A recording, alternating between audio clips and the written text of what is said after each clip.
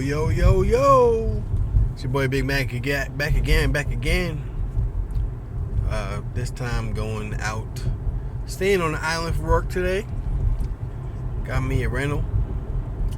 It's a little Toyota Corolla. This car is not big. My mother used to have one of these when I was like 7. And she's 5'2", so this was tight, small. Probably big enough for her at the time. But I'm 6'4", 350 pounds. I'm not really that small. So I literally had to put the seat all the way back. Then I had to move I don't know what the thing on the bottom was, all the way down. So the seat was literally touching the floorboards. And then put my seat back a little bit more. Because, well, yeah, I'm big. This car is tiny. This is made for people who are like 5'5" and shorter. This is not made. I mean, it's got a lot of headroom if I put the seat all the way down. But it's pretty small. I mean, you could look in the back there. I'd say you could fit about maybe 2.5, maybe 1.5 people in the back. And if you sitting here with somebody else, this is the seat. You see where I'm sitting, but you see how close the seats are? The seats are close as hell. So this is a road trip car.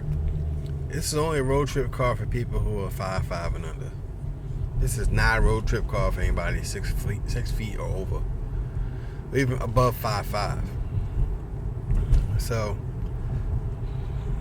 I'm doing a little, I guess, kind of a review of the car, being I'm driving all these different cars for the past month, or the past couple weeks. But yeah, so I'm gonna flip this over. I can't even flip this over. I can't even flip it over, but it's got a touchscreen, which is interesting. I didn't think a touchscreen would be in a Toyota Corolla. I really never liked Toyotas. The only Toyota I like is a Supra, and maybe the what's that thing? The FZ 86. No, the AE 86. I like the AE 86 and the old Supra, the new Supra, the 90 joint, and the 89 Supra, because you can really trick those out. But that's it. Maybe in the 4Runner, but every other Toyota looks like ass to me. It just looks like someone just threw up on the design table and they were like, all right, there's a car and there's our trucks.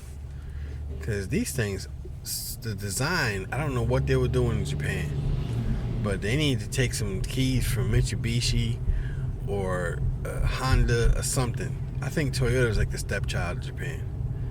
And it's funny because there's mad Toyotas everywhere. I even take a Mazda over Toyota. But this Toyota is actually nice for someone that's smaller, I think. As you can see, I'm going to flip this over. We got a touchscreen radio. The control panel is not really doing too much for me. I mean, you see I'm big, so my knees are kicking over some stuff. I'm assuming this is a Tiptronic transmission because you can shift without using the clutch. It also has these paddle shifters, as you can see right here, right there. And can't really see it. Okay. Well, it's got paddle shifters, but this is what I don't get. The Evo has a stick and paddle shifters. Now, I don't know if they were trying to be like that, but to me, a stick and a transmission with a stick and paddle shifters kind of defeats the purpose.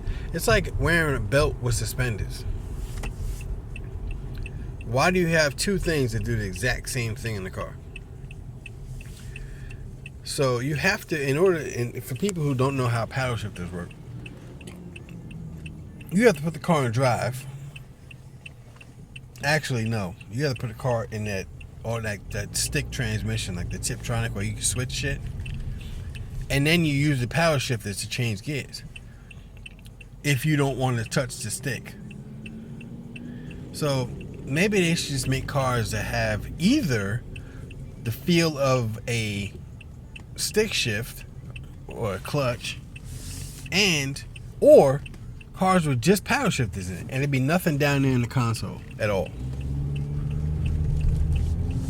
Because I know for a fact when I drove the Chrysler 200 a week ago, I was confused as hell because it had that iDrive kind of shit like the BMWs have, with that circle in the middle.